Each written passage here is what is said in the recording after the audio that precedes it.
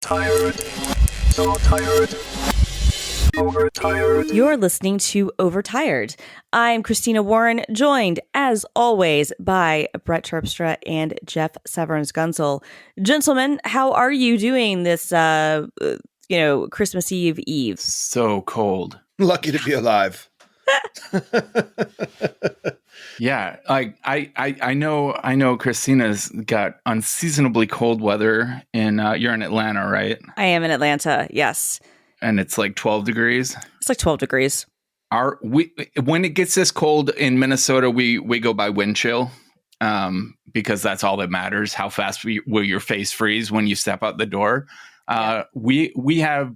But how fast will you die when you step out the door? Jeff and I have negative 30 degrees right now. It's beautiful. It's crazy. So it's going to warm up today. It's going to get up to negative 26. So okay, looking forward to that. It's only the wind chill here is only 5 degrees. So that's a lot. That's cold. Is actually, sorry, I was going to say is actually 5 degrees. So we're not as bad as you. That's very cold. Frigid nonetheless. That's still frostbite in about 15 minutes. 100%. And then we're not used to this sort of, weather. Yeah. Right. Yeah, that's what Jeff was saying. Like us Midwesterners, we talk about like our cold and our snow and everything, but we have the infrastructure to deal with constitutions. We have years of dealing with this. We're used to it. This is almost expected for us. But like the rest of the country now is seeing weather that they're not prepared for. It's scary. Yeah, super scary. Yeah. So I left Seattle on what day was it? Sunday? No, Tuesday. I left Seattle on Tuesday, and today's Friday, and it was like snowing, like right as I was leaving, to the point that our flight was delayed about half an hour because it started snowing fairly heavily, and then they had to de-ice the tarmac and let us get off and whatnot. But even just the light, pattern of snow is just such a weird comparison to snow in New York, where the streets are salted and people are used to it, and the way that they design the roads and stuff are usually so that like if it snows, you'll be able to walk on it okay. And I have this cobblestone type of walkway outside of my apartment complex on this like one-way street, which is in no way conducive, because this has happened before when it snowed or iced over. Like you could fall on your ass and really hurt yourself. Yeah. Oh yeah. Or like the University of Washington, this girl slipped on black ice and died, and they didn't have any signs up. So her parents sued the fuck out of the school, and I hope they got every single dollar in the universe, because that was 100% the university's fault. Like fuck them for real for not having signs up or anything when there was black ice. Also Seattle, I'm going to bitch about this for a second. They refuse to ice the sidewalks, and now it snows there usually in February. And wait, do you mean salt the sidewalks? Yeah, they refuse to. You said ice the sidewalks. I feel like that happens naturally. Yeah. So sorry, they refuse to salt the sidewalks with ice. Sorry about that. So they refuse to ice or salt the sidewalks when they're iced over, because they're worried about the fucking fish. And here's the thing: if for 1 or 2 days out of the year, fuck the fish, dude. I don't give a shit. People are dying. No, when when a girl at UW dies because they don't have the proper way to de-ice stuff, like fuck that. Like honestly, like fuck that forever. The environmentalists can come after me, but the rest of the freaking country that also has big fishing things has figured out how to get rid of ice. I mean, again, Midwest, you've got a lot of lakes and stuff there. New York, the whole like East Coast. Yeah, they ice shit. So fuck the fish, man. Like they will adapt, or it'll be 3 days and it's not the end of the world. But maybe 19-year-old girls won't slip and die. This is awful. I finally bought crampons this year. Do you know what crampons are? I do. I didn't realize how much that sounds like tampon. I know. It's a weird word. Cramp and tampon, and just has all these like weird associations. But for anyone who doesn't know, crampons are cleats, metal cleats for your shoes. Yep. And I got some that they're rubber, and you just slip them on as if they were rubbers, not like condoms. There you go but again. Like, so many. I know it's so many. It's a really problematic topic. Yeah, but like I can flip them on before I go for a walk with the dog, who now refuses. Like we get her all suited up, we get socks and boots on her, we put 2 coats on her, get her all bundled up, get her out into the middle of the driveway. We get her out to the driveway, and she just plants her paws and refuses. She does a hard look away when she doesn't want to. When she wants to let you know, like she does not like what's happening, she hard turns away from you.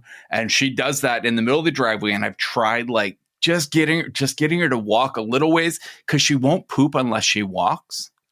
So if she doesn't walk, then she just barks all night and like goes outside for like 30 seconds. And then she's like, no, I got it. Let me back in. So I've been trying, and it takes like 10 minutes to get her all suited up and to get my parka on and everything. And then she just plants her feet in the driveway and she won't walk. It's, I get it. I do. But it's been frustrating. Last night, to try to get her moving so she would poop, I went to the basement and Elle stood upstairs, and we called her back and forth and gave her a treat on each end just to get her to run up and down the stairs to try to move that poop out. And she did it about 4 times. And then I called her, and instead she just ran to the couch and just like buried her head in the couch. She's like, I'm done with this. She's like, I'm not. She's like, I don't like the cold. I'm not into this. I was not into the stair climber exercise. You are reminding me of all of my friends who have this experience, but then also are like, fuck no kids. It's like, really? It's a lot easier. See, and I'm like, fuck no to both, right? I'm like, I love animals, and some kids are cute, but I'm like, absolutely not. Yeah, I could honestly live without the dog. I was going to ask you, you've got both, and like, because my thought when I hear that also is like, that's why cats. But you've got both, so you know. Yeah, no, I'm a cat guy. I had Emma, the pit bull, and I loved her dearly, and she gave me so much love. Like she was worth, and she really just, other than being dog aggressive, like she was fine with any person, especially loved children, and just like would curl up with you and love you. And she was not a pain in the ass. But Lulu, who is Elle's dog, I mean, our dog now, we've been together long enough. I have to take some ownership of this dog. But Lulu she doesn't lick. Like I love when dogs lick my face. I know a lot of people fucking hate that. Are we leading into your Rocket Money ad here? but it that feels like love to me, and she doesn't do that, and she's very just needy and prissy and also dog aggressive. Like we can't take her to the dog park because she'll fight everybody, and it's just not as much fun as Emma. And if I had to choose right now, I would 100% take my cats. Yeah, I do love dogs. Yeah, no, I do love dogs. I was gonna say I'm a dog person, but part of that is I'm allergic to cats. Not super bad. My dad is like incredibly allergic, and like walks into a house where the cat might not even be there, but if there's any whiff of the dander at all, then his face and his fingers and his glands and everything start swelling, and probably be the thing where he could probably go into like a anaphylactic shock. Yeah, if you were around too many cats, honestly, which makes it funnier that like the one time our family did have a cat is because my sister wanted one. This was before I was born, and he let her have a cat, and then I guess she, like everybody realized that it was just not for the best, and something happened to that cat. I don't know, but so I grew up with dogs.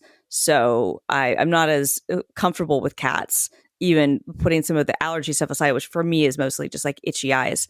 Have you ever tried hairless cats? No, but again, I've never been around cats that much. So, because my whole thing too is it's like, I think that personality wise, there are parts of me that would appeal to me. And then there are parts to me where I'm like, oh shit, no, they jump on things and they get into stuff. And like, I love it. And I'm like, oh hell no! Like, I love watching a cat get up on a bookshelf and just like test things to see what will move. And as soon as something budges a little, knock it on the floor. Like I get that. Like I'm like, I feel you, man. I get that. Totally. So if it moves, knock it on the floor. Yeah, and then I'm like, what the fuck are you doing, man? I just spent all this time organizing this, or like stay out of my jewelry box. So that's what you get for organizing. I get it. True. I get it. True. That's what I want a monk. So for the mental health corner, I think we should mix it up with kind of Christmas plans. We got a couple days till Christmas. I know all of us have very different situations when it comes to Christmas. So for me, my Christmas plans are pretty tied to my mental health right now. and so I figured we could combine the two. But Christina, what are your Christmas / mental health plans? So I'm with my family in Atlanta. I had COVID last week.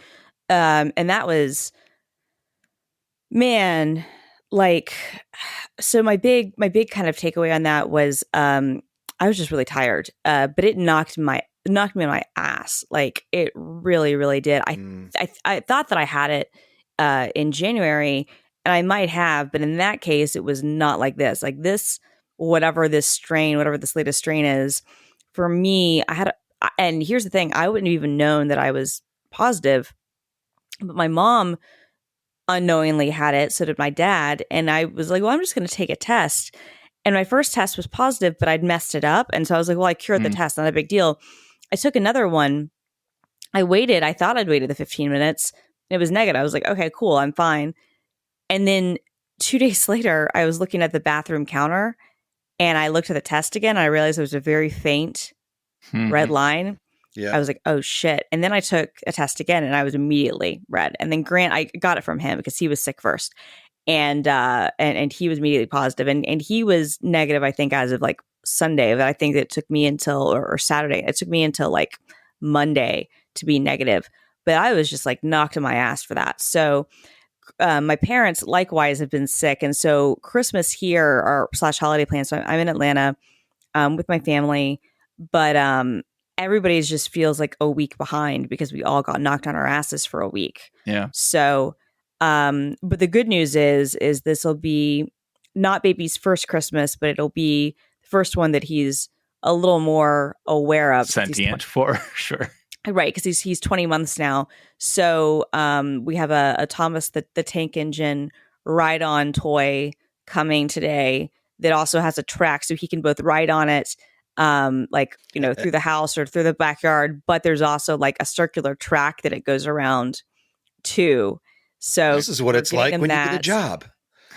Exactly. So well, he really likes trains. And I wanted to get him a car of some sort. And then I saw this Thomas thing, and I was like, oh, this is actually even better because he's so little. You know, like maybe get him the G-Wagon for his second birthday, but and this way he can like use it indoors and outdoors. So now the fun part will be, you know, getting him all kinds of toys and stuff and watching that unfold, because the rest of us have just been kind of on our asses. So that's me. All right. Jeff? You know, I don't have a lot of emotional sort of, I don't know what, chaos or trauma or anything around Christmas, like so many people I know and love do. So every other year we stay home, and on the flip side, we go to Indianapolis where my wife's parents are. And I can just say I just love staying home. I actually love being in her parents' house. They're great. They're wonderful people. Fun to be around. But I just love to be home. I come from, on one side, a gigantic Catholic family. So we'll go there for Christmas Eve, and there'll be about 45 people there. And I find that exhausting. It's fine. It's not terrible, but it's exhausting. But I love a quiet Christmas morning. Mm-hmm. That's like my favorite thing in the world. And we get that all to ourselves this time. So it's always hard to say out loud, because it's like, hey, everybody, listen, I like coming there. I like coming here, but I love being alone with my family on Christmas Eve. So I'm looking forward to that. I don't know. I don't have much to report on that front. All right. Okay. My whole family is in town. Like my brother, my sister, my parents, all of their children. And my brother's been in town since like Tuesday, and I haven't seen him yet because I'm not comfortable around my brother. I like his kids, but I don't need to see a lot of them. I have a lot of weird emotions around family in general.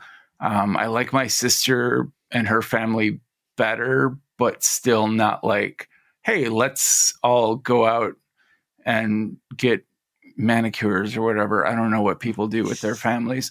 Pedicure for sure. If you're my family, me and my mom and my dad watched Little Lord Fauntleroy, or Fauntleroy, whatever the movie is called, last night. So, and then we're watching Christmas movies all day today. So that's awesome. That's what we do. But I feel you. You're not wanting to. You like your sister, but that's not your jam. We don't have any tradition of watching movies. I will go over there Christmas morning, and I will spend probably 2.5 hours being inundated by small children and dealing with my brother's sarcasm and judgmental nature and my mom's tactless interrogations. And it'll be fun. My girlfriend of like 6 years now, her parents are both deceased. Okay. And speaking of tactless interrogations, my mom, like the first time she hung out with Elle alone, she's like, "So at what age were you orphaned?" Oh my God. Like the weirdest way to ask that question. Oh my God. Also, like one of the shittiest, I have to say. Like, just come on, Mama Brett. Though, like, what the fuck? Is her mom died on like Christmas Eve. So for her and her sister, Jesus. It is. This is yeah. Especially for her sister. Her sister dealt with it. Like, Elle was the one who was like hospice care for their mother. She had a lot more of a chance, I think, to come to terms with and grieve like in the moment. Right. Whereas her sister was a little more removed from it, and Christmas always fucks her up a little bit. It's gotten better, but I don't have any in-laws to visit. You know, I only have my own family that I have a very contentious relationship with. Right. But now, how does Elle deal with being around your family? Because I know, like, she does her best, but my parents make her angry because she can see in our interaction, she can see how they fuck me up. Like, right. She can see like all the things that are painful for me. Like, she sees where they come from, and she's very cordial, friendly. She makes a real effort because she knows my relationship with my parents is important to me to some extent. Right. And she will make the effort to be friends with them, but we will never go out of our way to hang out with them. That makes total sense. Yeah, because Grant and I, it's sort of a similar thing. I mean, not that his only his father has passed now. His mom, as I talked about the last episode I was on, is not doing well, although they are all together right now in Florida. Right. But I grew up, like, not to say my family life was perfect, because it certainly was not, but it's a lot more like normal and or not normal, but like stereotypical. Like, sure, I don't think anybody has normal families, but like I have a much more stereotypical, like, you know, 2-parent household thing and whatnot. And my parents, like everybody's parents fucks them up, like mine, to be honest. Like, sure, you know, yeah, that's course of life. Sure. Other things fucked me up more than my parents did. But so for him, it's like this weird thing where, like, when I have to like be around like his family, sometimes it's the same thing where like I see all of his traumas and stuff, and I'm like, okay, how do we deal with this, you know, and wanting to be supportive. But so I totally understand, like, and then Yeah, and I definitely understand too the experience. Like my immediate family, I don't have this, but some of my extended family, I definitely are similar to you, Brett, where I'm just like, I don't care anything. Like at least with some of them anyway, I'm like, I need to hold my tongue. Or, and this might be different from you because like you do want like a relationship with your family. There's some members of my extended family who I do not give a shit. I do not care. My entire mom's side of the family I haven't talked to in 20 years. So. But I have to but I have to see them sometimes, and then I have to like put on the face, and I'm just kind of but internally I'm like, you literally mean nothing to me. So this is awkward now because they are judgmental and like the type of people who make it difficult through that process. I'm just fortunate enough that my parents are good, and my mom has even stopped asking me if I want to go to church. So mine too. Which I appreciate. they, for years they're like, do you want to at least come to like Christmas Eve service with us? And I did one year, probably like 15 years ago. I went to church with them and I walked out. Like it was so uncomfortable for me to be in an evangelical free church, and the way it made me feel was so awkward that I had to leave. Like I got angry. But yeah, I have a social time limit. I'm really good and gregarious even for about half an hour. If I am forced into social situations for more than an hour, I get sarcastic and a little bit grumpy and mean. And in the case of my family, that means like lashing out and saying, like intentionally saying offensive things to try to like push buttons. And that it doesn't happen until I've like hit my time limit. And Elsa actually, she understands like what's happening and will like work to get me out of a situation if she senses like I've hit that like whiplash moment where I'm going to start lashing out at people. But anyway, yeah, it's going to be interesting. It'll be over soon. We got a couple days. I feel like we shouldn't let this segment end without the Tolstoy line from the beginning of Anna Karenina. All happy families are alike. Each unhappy family is unhappy in its own way. So the opening lines of that book, which I recently started rereading. I can't remember if I read it or not. I think I would have remembered that line. So I guess I did not read that in high school, but that's amazing. And now I kind of want to read the book, to be honest. Well, also, even if, and anybody out there that did read it in high school, I did not read it in high school. I read it about 2 years ago, at like 46 or whatever. It's at a point of adulthood that you need to read that book. That's where it really hits beautifully and wonderfully. Like, I don't understand. I think of all the people I know that read that in high school, and I think of the book and I'm like, how did you even have any kind of resonance at all with any of this shit? Like, yeah. I tried to read it I tried to read it in 5th grade because I thought it would be like smart. Like I wanted to be smart. So I was like, I'm going to read Tolstoy, and Dostoevsky and Tolstoy, I couldn't do it. At 5th grade? Well, you were 11. Yeah. Well, you were 11. Right. So I honestly, did Dickens then. Like Dickens you could do, right? Sure. Like I did Dickens then. Absolutely. Dickens is perfect for that stuff. Get some great expectations. I was really into like Anthony Burgess at the time. Mouthful of Air. I read nothing on my own all through high school and elementary school, except Hammer of the Gods, the largely falsified biography of Led Zeppelin. The reason what I did that worked so beautifully is like I legitimately wanted to read all these kind of classics that seemed like just part of the canon that for some ridiculous reason everybody was only reading in high school. And so I initially wanted to read War and Peace really bad. I'd started it every New Year's resolution for 3 years. Yep. And finally I put out I didn't say War and Peace, but I put out a thing on Facebook. I'm like, who wants to read Tolstoy's short stories? It was a manipulation. Because I figured anyone who enjoyed the short stories, I could get him at the right moment and be like, how about we do War and Peace next? And sure enough, man, this group, it was such a beautifully random group. And we read War and Peace just over the course of a year. We took our time, just like a little bit at a time, right? And then we were like, this is a great concept. And so we did we did Moby Dick, we did Crime and Punishment, Anna Karenina, Frankenstein, amazing. Frankenstein is incredible. Oh, Frankenstein's so good. Frankenstein's so good. Oh my God. It's just beautiful. Now, Mary Shelley have you guys read other Mary Shelley stuff? Like she's brilliant. She's like totally. Underrated, like for sure.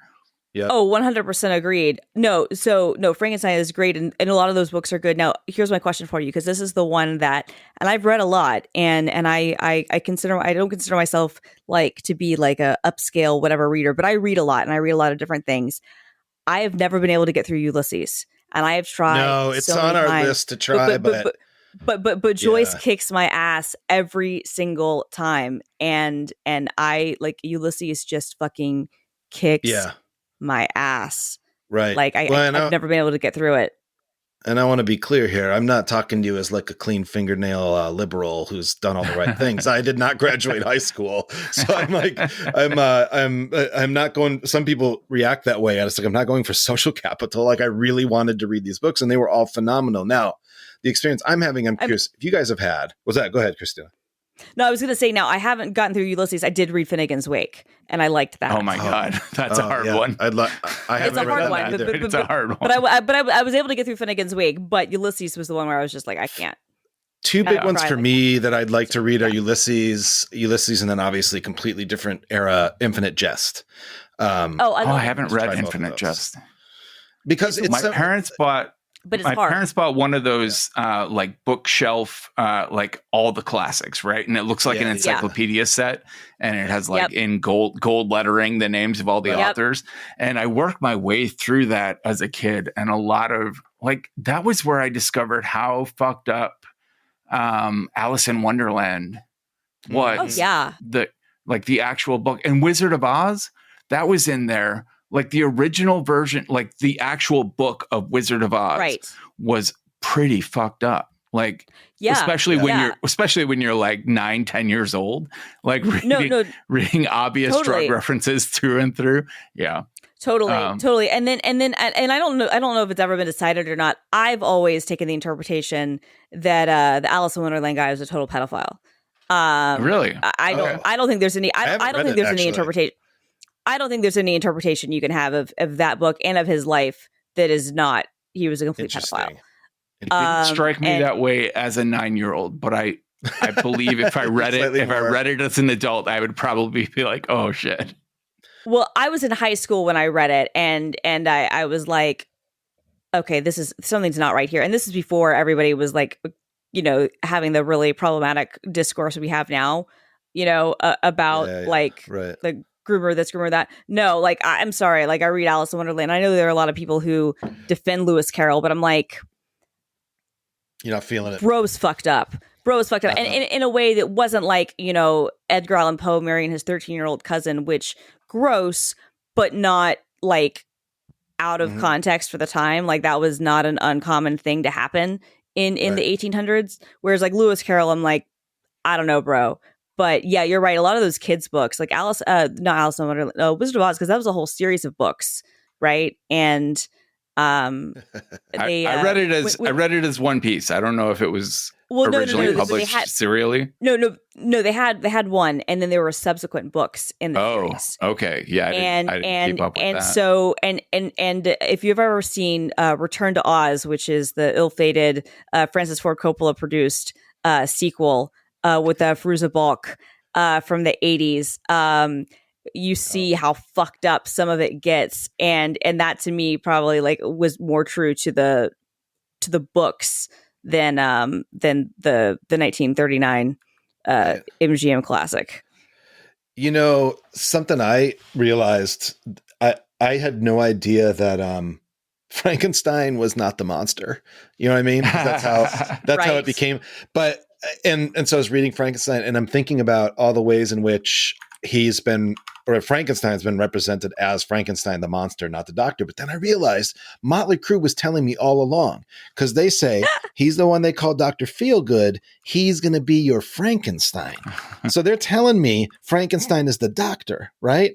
How many times did I listen to that song and I still didn't get it? I also never knew what happened at the end of Moby Dick. The rest of my book club was laughing because I'd be like, don't spoil it. I don't know what happens with the whale. But anyway, I just want to say that having a group to do that with was just incredible. And for that reason, I've read all these books that I always wanted to read. And now I'm reading them the second time through, and I'm finding for the first time, because I've never read a book twice, I'm finding how much enjoyment I get out of reading a book when the part of me that's worrying and wondering about what's going to happen is just not there. I already know what's going to happen. So I can just like go for the ride. And I'm finding that amazing. I know everyone else figured that out probably in college or earlier, but it's new for me. So speaking of classic literature, I would like to take a quick sponsor break. Yes. That is not actually a good segue, because my read for Rocket Money is anything but classic literature. But a while back, I subscribed to the Robot Hallmark channel, which is like BattleBots, but with meet cutes. And every synopsis starts with "Sparks fly when." It was fun for a little while, but I got bored with the repetitive storylines. Like, it's always the same plot with different robots and varying professions. So I decided next month I'll cancel it. But then I forgot, and I kept paying for it for 7 years. I need a quick way to see all my subscriptions and cancel the ones I'm done with. That's why I love using Rocket Money now, formerly known as Truebill. The app shows you all your subscriptions in one place and then cancels for you whatever you don't still want. Rocket Money can even find subscriptions you didn't know you were paying for. You may even find out you've been double charged for a subscription. I did actually find that out. I accidentally signed up in 2 different ways for Backblaze. I was paying a monthly and a yearly subscription, and Rocket Money helped me find that. To cancel a subscription, all you have to do is press cancel, and Rocket Money takes care of the rest. Get rid of useless subscriptions with Rocket Money now. Go to rocketmoney.com/overtired. Seriously, it could save you hundreds of dollars per year. That's rocketmoney.com/overtired. Cancel your unnecessary subscriptions right now at rocketmoney.com/overtired. If you're no longer interested in sappy robot love stories, stop paying for them. Check out rocketmoney.com/overtired. Man, you got a whole life I don't know about until you read it. I was gonna say it's rich. It's a rich life. For some people, it takes booze to loosen them up a little bit, but for you, it just takes a sponsorship. For you, it just takes sponsorship. Also, though, like, I feel like we do need like the robot Hallmark channel, though. Yeah. Well, so last time I made it about robot dominatrixes, but it turns out that's actually a fucking thing. And some people didn't know if I was joking or not. And so I tried to find. You Googled this one a few times? Find the line where it would obviously be a joke. I did not actually Google robot Hallmark channel. It does feel like that might be a thing that exists. Maybe in Japan. I don't know. I bet nobody's asking FTX dude for money anymore, and I bet he's willing to try to, at least on the sly, give some out. Yeah. So Jeff, who wants to do the promo swap this week? Oh, doesn't matter to me. I can do it. Rock on. Sure. Rock on. Vroom. Yeah? No? Okay. No, I like it. Thank you very much. I'm a fan. Promo swap. Self-esteem party. Do you ever look at your favorite comedians and think, wow, they're so successful. They must be so confident. Well, guess what? They're all hanging by a thread, just like us. I would actually say, in my experience, more than us. Yeah, for sure. Same. Thanks to social media, self-esteem is a huge part of our everyday experience. The same goes for people who make us laugh. Self-Esteem Party is the perfect blend of comedy and honesty. Each week, comedian and self-proclaimed superstar Alana Johnston that's nice. I'm going to start putting that in my deal. Self-proclaimed superstar interviews one of her showbiz pals and dives right into the core of who they really are and how they feel about themselves. Alana playfully guides her friends through their own self-exploration while simultaneously cracking them up. Each guest reveals a different struggle with their own self-esteem, self-image, and self-care, and their powerful, relatable conversations interspersed with Alana's exuberant comedy. So next time you're feeling down on yourself, check out Self-Esteem Party and let Alana cheer you up. New episodes every Tuesday at thesonarnetwork.com or wherever you listen to podcasts. Thanks, Jeff. Fantastic. Actually, like I looked that podcast up before we started recording, and I didn't have time to listen to an episode, but it is one that I added to my podcatcher because it does look both funny, and I feel like it's a lot like our mental health corner, where it's a combination of things that make you laugh and things that you can relate to. So it looked good. No, it looks great. I really do hope that Offspring Self-Esteem is the theme song, though, because that would be really, really good. Did you ever hear K-Flay do that? Yes, K-Flay we talked about it. Yeah, it was. I know. Good. Yeah, we talked about it. It was fantastic. It added depth to that song that I never appreciated before. No, K-Flay is just fantastic, and she's a Brett discovery for me. So yeah, I big fan of appreciate that. you saying that. She's a favorite of mine. Christina, do you want to do the text expander read? I will definitely do the text expander read. So get your team communicating faster with a text expander and keep your team's knowledge at their fingertips. Put information in the hands of your team outside of silos. Your team could be sending a unified message to your customers without reinventing the wheel. So here's how it works. Store it. It means you can keep your company's most used emails, phrases, messaging, URLs, and more right within Text Expander. Share it. Get your whole team access to all the content they need to use every day and expand it. Deploy the content you need with just a few keystrokes on any device across any apps you use. It's that easy. Text Expander is available on Mac, Windows, Chrome, iPhone, iPad. Overtired listeners get 20% off their first year. You can visit textexpander.com/podcast for more info. That's textexpander.com/podcast. We are huge fans of Text Expander here at Overtired.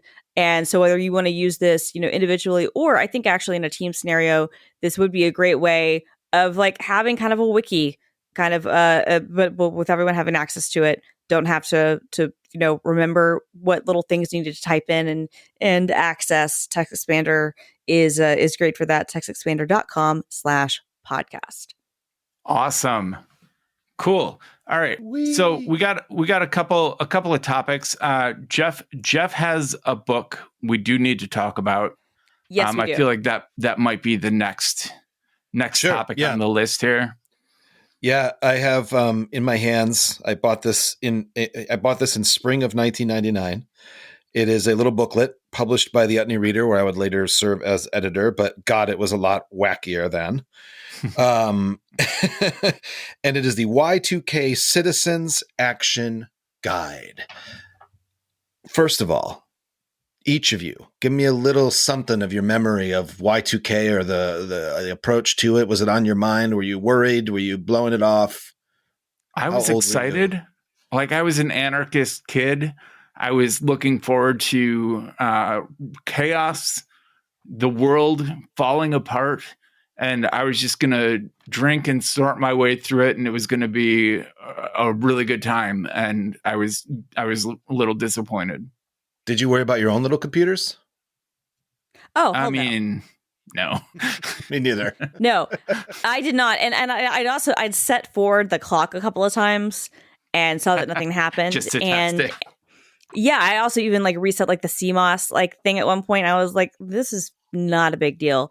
But I do remember like my aunt, who's sadly no longer with us, but she worked at a CSX, the train company, as a software engineer, and she was she switched into other languages, but she got her start programming in COBOL. Yep. And so nice. And so her skills were very much in demand. And like the train company, like they needed to update 1 billion old mainframes. And so my underlying like memory of that, honestly, was just like how much she was working around the clock to update all of those like mainframe systems from the 70s, to be able to accept, for letter for character rather dates. But yeah, I mean, it's sort of weird because what's the next big one that's going to happen? It's like 2036 or whatever. Oh, I thought it was 3033. Is there one in 2026? 2036, I believe, is there's a date problem. And because I think that there's like because there's like another the 2038 problem. That's what it is, because it's another bug Unix? in Unix or Windows? Unix. The problem exists in systems measuring in Unix time, because the number of seconds entered since Unix epoch, which is 000000000 UTC on January 1st, 1970, because that's stored in 32-bit as an integer. The 32-bit namespace will be ended in 2038, and so this is actually no more FAT32. It's very similar. Right. So this is, well, no, that'll be fine. But this is just like the systems that no are way, still, man. You tell me. And it's not FAT30. And it's not FAT32 now. It's whatever it is. It's exFAT 32. Yeah. Or exFAT. That's what it is. Yeah. But anyway, it's very, very similar to the year 2000 problem. But in this case, there is still, and you're shocked, right? Because we're 23 years past Y2K. You would think that we would have learned some things, maybe gone back and started updating crucial systems to deal with like namespace problems. No, we haven't. And there's a ridiculous amount of infrastructure that's very important that I don't think anybody's worried that like the world's going to end or planes are going to fall out of the sky. But a lot of billing systems and nuclear reactors and things like that. Oh, nuclear reactors at this point are all usually Windows based, actually. So I think that they were okay. Windows but there are a lot of other. Yeah, well, it looks like you're having a meltdown. Basically, actually, fun story. The reason that it took them so long, just a brief tangent. The reason it took them so long to replace the terminal and the command line in Windows, and now it's the Windows terminal is available in the Microsoft Store, and you can download it, and it's great, and it's open source. But the reason that they couldn't just like pull it out and replace it years ago, and the reason they had to do it the way they did it, is because a lot of like oil refineries and nuclear things like rely on very specific quirks within older version of Windows. And because Microsoft is actually committed to backward compatibility, unlike some companies, they can't make those changes. But anyway, needless to say, we're going to have the exact same thing. Like I'm looking forward to in 15 years for us dealing with like Y2K 38. Right. Like, well, so actually, go ahead, Brett. How do you feel about backwards compatibility? Because Apple is able to introduce a lot of new solid features because they are willing to say, oh, that was 5 years ago. That won't work anymore. Right. We're ditching. In fact, our computers from 10 years ago can't use our latest operating system. We don't care. And that gives them the opportunity to push forward, in my opinion. Sure. It's annoying, especially if you want to keep it 2012. What it is. 2012. No, it was expensive. Well, it's expensive. Well, here's the thing, in my opinion. I think that it's fine for consumer devices to have that approach. And I do think that Apple has an okay track record, although they've gotten worse. And I do think that it is unfortunate. There are, they've made decisions to not support things. Maybe it's because they don't feel like they can offer full support, but there have also been ones that feel very arbitrary, like this fits the minimum specs, but we're not going to allow it to be updated, and people are able to find shims and get it working. I'm okay with it on a consumer level, although I do have questions about device preservation and whatnot, which is separate. But I think when you're talking about enterprise, and I think when you're talking about industrial use cases, I think it's a completely different scenario. And to Jeff's point, from a cost perspective, I don't think you can necessarily expect, systems that work to constantly be, refactored and updated just because we want to introduce the latest features. Like, I think that's a cop-out. Now, is there a happy medium between being where you are forced to have a lesser experience because you have to support things from 50 years ago? I'm sure there is, but to me, I don't think you can compare. Like Apple has no presence and will never have any presence in industrial enterprise. They never will. And they are a consumer company through and through. So they don't have to worry about those problems. But I think that's one of the reasons why they never had a chance in the server market and why they would never be able to do anything in a lot of the industrial markets, because they like to move too fast. So that's kind of my take. I think that there are trade-offs to both. I always appreciate your insight. You're smart. I just remember my mom just like bouncing back and forth to these cities, and it was just like all they met about for a whole year, just like, especially it's the government, so they're just going crazy. They're crazy. They're nervous.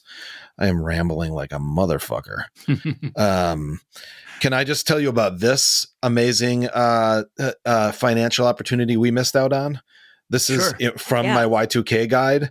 It says item : on September 14th, 1998, the former CEO of United Press International, James Adams, no kidding, announced the creation of the world's largest Y2K website in order to sound a public wake-up call, dubbed Y2K Today. And here's from the promo material. It will feature a daily feed of some 500 stories from a special reporting team. What? Plus wire reports. It's time the public worldwide had access to accurate and timely information, said Adams. Did you hear? Did you ever hear of this? Because where are these? Where's this story? I want to know the story of this operation. This book came out pre Y2K. Yeah, spring 1999. Okay. So that was a 1998 effort by the former UPI. So this book is not ironic. This book is actually saying, no, this book is like, it's coming. It's called the Y2K Citizens Action Guide. So it has a whole section on how to organize your community. I mean, honestly, when I read it now, it looks like a great plan for the early days of COVID. Sure. It's like buy your toilet paper up. They even say that. It's a disaster preparedness manual. A disaster. Sure. Yeah. And then it has sort of like how to lobby your politicians to care more about Y2K and all this crazy shit, which we haven't even explained. I mean, what is the simplest way to describe what it was? Okay, so in back in olden times and in early kind of Unix and other systems, a lot of the way that they would code in dates would be just to use the last two characters of the year. So the only integers you would have would be like 70 or 99.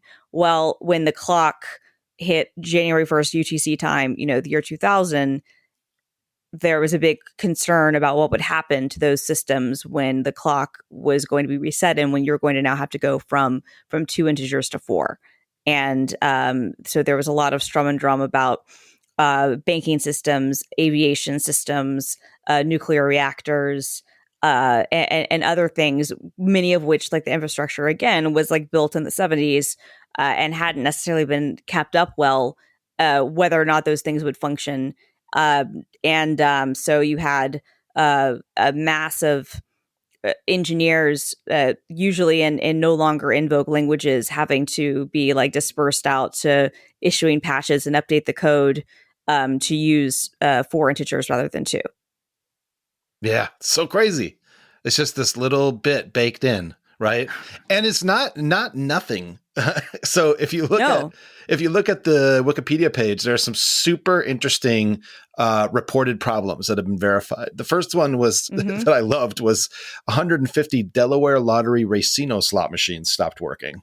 Shit. But right next to that, this is straight from the Wikipedia page. Okay. So right after that, as a direct result of the Y2K glitch at midnight, computers at a ground control station ceased processing information from an unspecified number of spy satellites.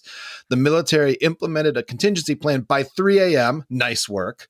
And restored all normal functionality, and the empire was saved. And then there's the last one that's on here that was interesting was the U.S. Naval Observatory, which runs the like master clock that keeps the country's official time. For just a moment, gave the date on its website as January 1, 19100.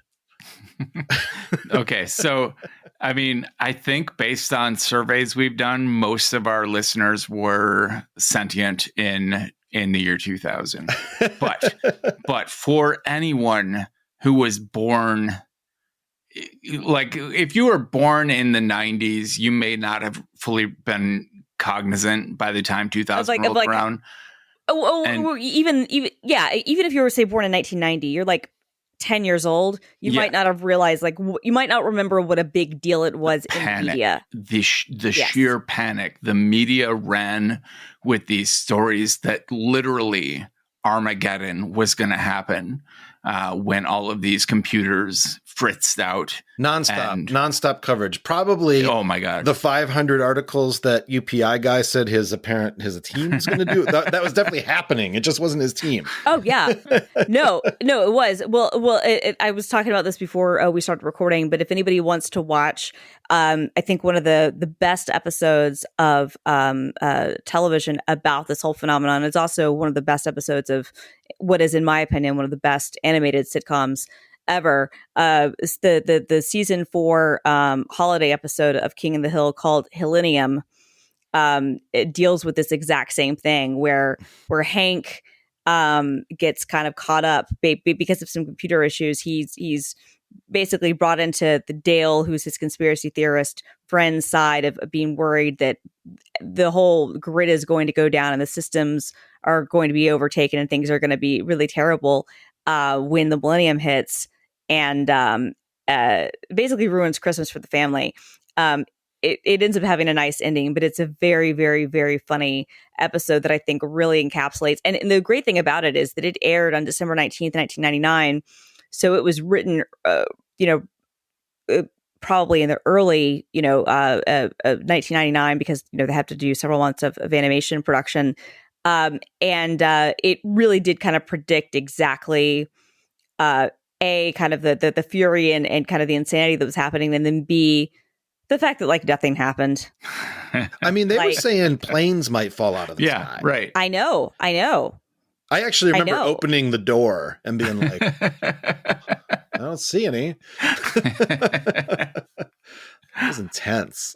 But I was like you, Brett. I was in something of a nihilist stage. I had been going back and forth to Iraq and seeing like in the effects of what happens when our country bombed most of their infrastructure and then laid sanctions on them so they couldn't rebuild. Like I was already half of my time was already in a post Y2K environment, and I was like, fuck it, man, just bring it. Bring it. Yeah. I was not at all concerned, but I was like 15. So it seemed overblown to me, but yeah, we didn't know it was going to happen. So there was this bit of excitement that was like, well, maybe some shit really will go down. Right. Yeah. Like, yeah, I don't think it ever occurred to me. You got to consider the possibility. Sure. Totally. I was so as always with me, I was in for the drama. But I also like I was all about the drama. I was like, oh hell yeah! But I was also like not. I don't think it ever even occurred to me that planes would actually fall out of the sky. Yeah, I was just like, I had faith in our institutions that I perhaps should not have had. That I was like, no, clearly the FAA is going to have this shit under control. Yeah, the Boeing and Airbus people are going to have this shit under control. Like it didn't even occur to me that they wouldn't. But there was the drama and the intrigue of, well, what's going to happen, right. Right. And then like my computer, I was on the internet, I think, like when it happened. I was either on the internet or I was drinking underage, one or the other.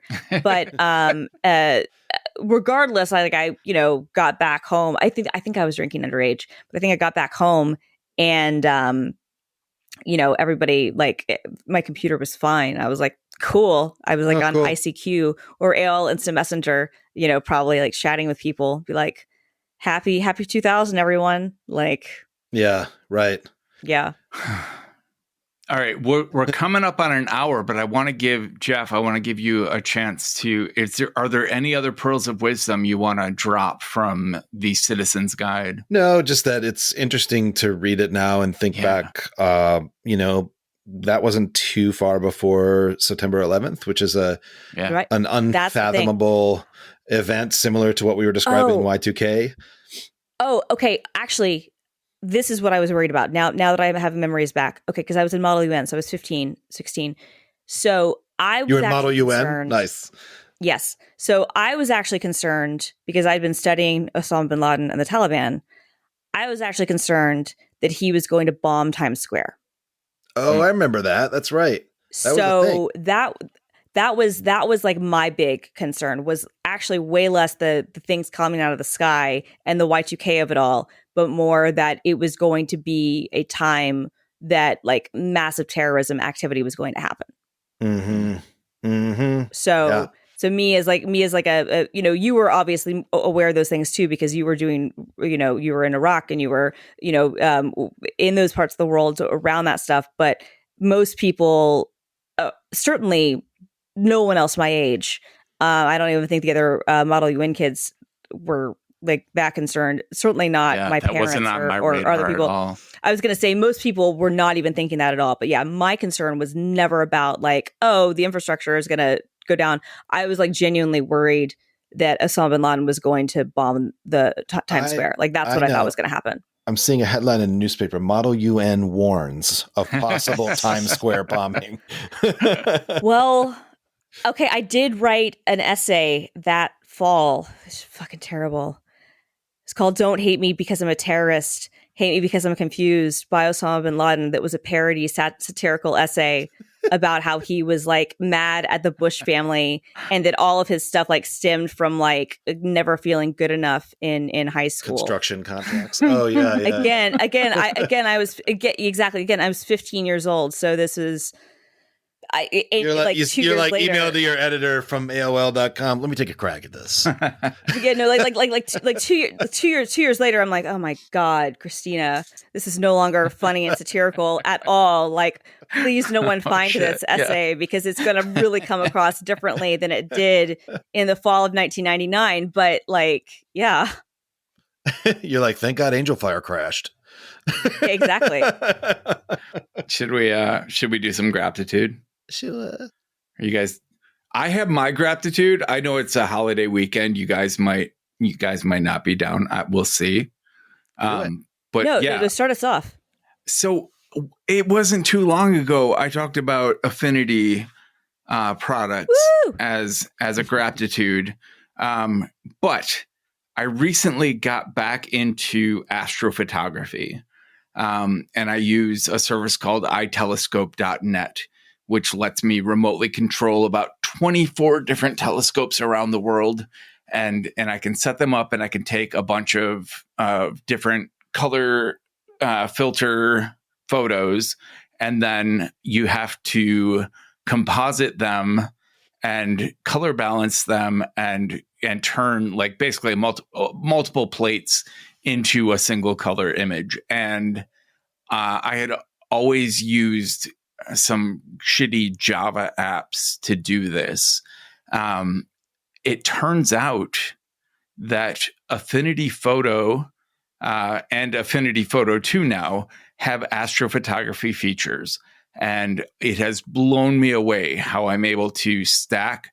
I can take like 5 exposures from each color lens, stack them together, create something where I can just do basic, like turn them all into add layers. Like when you set your opacity type, change it to add colorization filters to them and come out with some pretty fantastic images. And I'll drop a link in the show notes to a blog post I wrote about this, but it's fantastic. And it's something Photoshop can't do.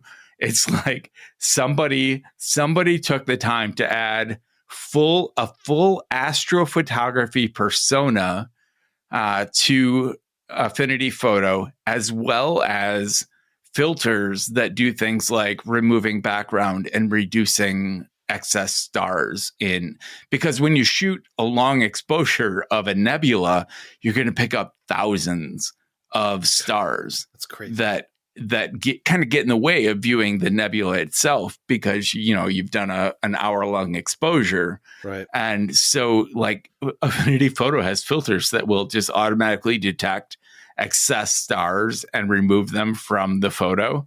It's outstanding. It's bizarre to me that an app that was designed for photo manipulation put this much effort into what is very much a niche area of photo editing.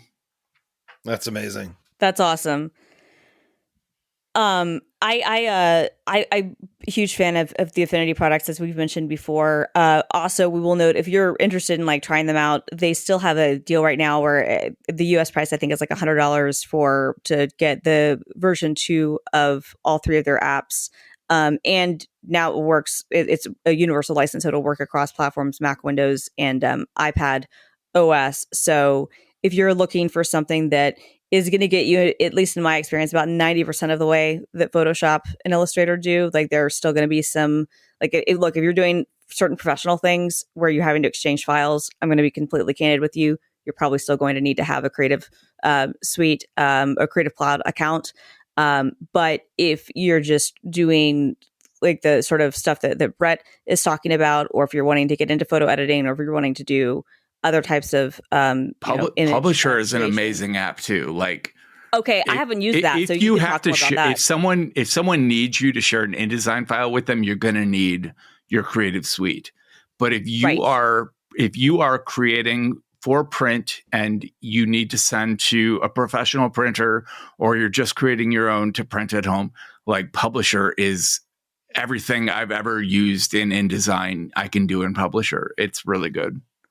That's awesome. Yeah. So I can't recommend those apps highly enough. People are still complaining about the fact that after 5+ years, they had the temerity to have a very good upgrade plan and to not move to a subscription when they could. Right. And like, look, because if Affinity said we want to charge $5 or $10 a month for our suite of apps, I would pay it. Oh yeah, because I get more out of it than I do like, frankly, the Adobe suite, because at this point I've actually canceled my personal Adobe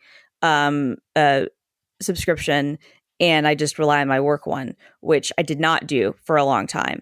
But I'm now at the point where I'm so frustrated with some of the things that Adobe has done. And I do like some of their tools, but I'm so frustrated with some of the decisions they've made. And frankly, also the frequency of the updates, where you never know like what feature you're going to have or what version you're at or whatnot, that I'm kind of like, you know what, for personal editing of stuff, if I don't have to collaborate with others, I'd much rather use the Affinity tools. They're also really good on iOS. And to be fair, like Affinity Photo can import and export PSD files, so you're not completely cut off from the Adobe world by using Affinity Photo. Right, but there are like sometimes layer translations don't come across the same, and each app has its own version of like live filters and non-destructive filters that don't necessarily translate between the apps. But for your for a more basic PSD file, you can export a multi-layered file and send it out. Totally. But it's sort of like, using like OpenOffice to interact with Microsoft Office files, right? Or to use, if you're trying to use Pages or good allegory, Excel, or if you're trying to use, like Pages or Numbers to open like Excel or Word files, right? Like there are going to be slight differences. Yeah. So it's just one of those things. If it's for professional reasons, that's what I'm saying. Like if you have to collaborate with other people, but if it's a basic file that you're just needing to open that you've downloaded off the internet, or if you just need to make a quick change, to an InDesign or Illustrator or a Photoshop file, I'm a big fan. So co-sign that. But that's also your photography stuff. That's very, very cool. Yeah. Do you have one? Do you have one, Jeff? Yeah, I've been playing with. So I'm an Obsidian user, but just kind of a light Obsidian user. I mostly use it to do daily notes. But they just added something called Canvas, which is like a infinite canvas on which you can organize your notes, almost like a mind map, or exactly like a mind map. Cool. And I am just starting to play with it. I love the idea, because I'm someone in mind maps who has a tendency to make long notes. But I'm curious, like, if I'm looking at it strictly as how would I create a note so that it would be useful in this Canvas functionality, it's kind of opened up my mind a little bit in terms of how I want to or like to organize information. I've talked about this on the show a lot, where like I really appreciate a tool that causes me to think differently about information or taxonomies or whatever else, because my head is always just full of things banging around out of order. And so anytime I can kind of put something in order, and it allows you to just drag a note on, or if you have images stored, you can just drag an image on. I think it's just a really cool functionality. And I just appreciate that Obsidian kind of keeps going. I mean, even it's not so like they have this great community who build all sorts of extensions for Obsidian, but they also are they're not just like resting on that, right? Which a company can do sometimes. They're like continuing to give this like kind of backbone to Obsidian as people then kind of come in and build off of that. And I've been really impressed with that. And I still haven't. Holy shit.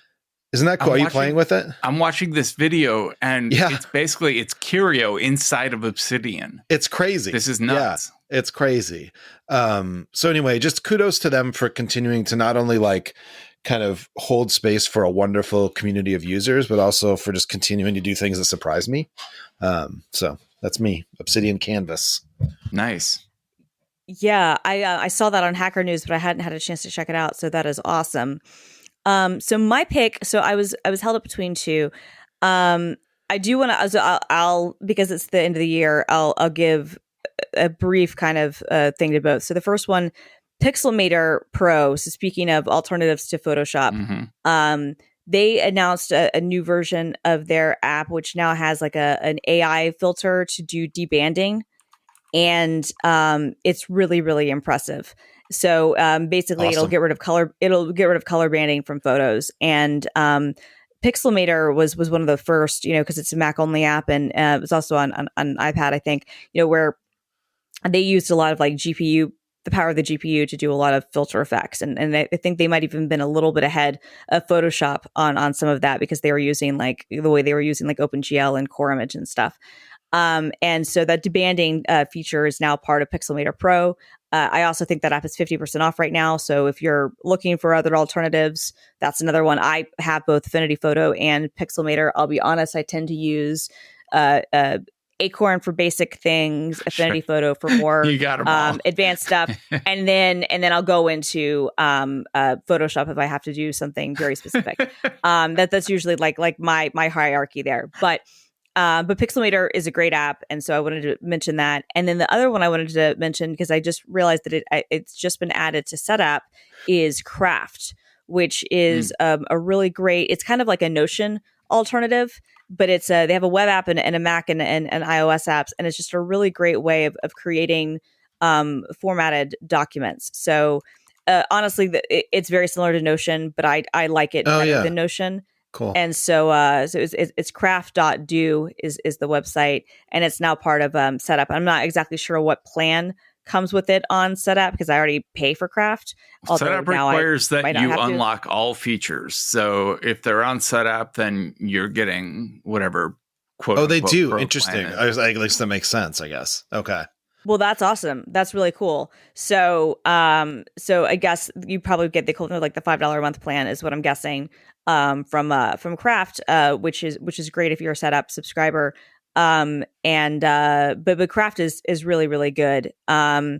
It, lets you like kind of create and structure documents, but I'm a big fan of it. So those are my two Obsidian, picks. Craft, all these things that didn't exist when I should have released NV Ultra, and have diluted the market to the extent where NV Ultra has to serve a very niche purpose at this point, because there's so many great note-taking apps out there. Sure. Yeah. Well, what happened, Brett, is that none is good, but what happened is that everybody loved NV Alt so much that they had to like build and in many cases spend probably millions of dollars building. My fans are burying so. Yeah. Speaking of text expander, my most used text expander snippet has been because we talked, Jeff, about me doing the Automators episode. Yeah. And I also mentioned in the blog post that we did the lightning round from last week. Yep. I mentioned if anyone really wants on the NV Ultra beta, just email. I use it every day. the nvultra.com email address. And I have sent out at this point over 200 invites to the NV Ultra beta. And if it weren't for Text Expander, oh my God, that would be such a pain in the ass. Oh my God, yeah. I can't even imagine. Yeah, because with Text Expander, you can basically do like a regex to do like a what is it called? What's the print? Mail merge, is that what it's called? Oh yeah. The feature. Yeah, I don't use that. I just I get the request in email. I hit reply. I type NVUB. Sometimes I'll insert a like, hey Jeffrey, and hey, that's then me. It's talking to me. Only one person out of over 200 so far has written back to say, oh, that was obviously a Text Expander snippet that you just sent me. And I'm like, of course it is. Yes, yeah. None of your business. It's like, yes. Do you have the time to type this in manually? I'm sorry. I didn't personalize this to exactly. a person I don't even know. I'm so sorry that this was not artisanally, organically crafted, like right, exactly. by gnomes. Like, what do you want from me? It's not like you were using like a signature. I think that guy. I think he was saying it out of appreciation, though. That's I think good. he That's was good. like, "Oh okay. yeah, okay, I know you love Text Expander, Totally, and I see you using it, and I appreciate that this is happening." Do you know what's been happening in my head ever since you said comma whatever? I've been hearing comma comedian. comma NVUB. There it is. All right. See, there you go. Get Boy George involved. Have a culture club. Happy to riff on this. Totally, I love it. All right. Well, good to chat. Hey, you guys, have a Merry Christmas. Are we allowed to say that? I keep forgetting. I think that in this circle, we're all Christmasing. Also, but it's also the week of Hanukkah, so happy Hanukkah as well. Happy holidays in general. Kwanzaa, Hanukkah, there's a reason Happy Holidays is an accepted term, but nobody ever made it illegal to say Merry Christmas. So all of the things to all of the people and to all of you guys, enjoy your holidays. I look forward to talking next week. Yes. Likewise. Take care of yourselves. Get some sleep. Are you awake? The system is going down now. Hey there, good people. Before you go, we have a bunch of new places where you can interact with us. Please check out our Instagram feed, our YouTube channel, Twitter, of course, and sign up for the Overtired newsletter, which will sort of pick up where the show leaves off, with expanded show notes, a little bit of what the three of us get up to between episodes, and let's face it, there'll be some musings. How can you resist musings? You'll find details for all the ways to interact with us in the show notes and at overtired.com. And thank you, as always, for listening.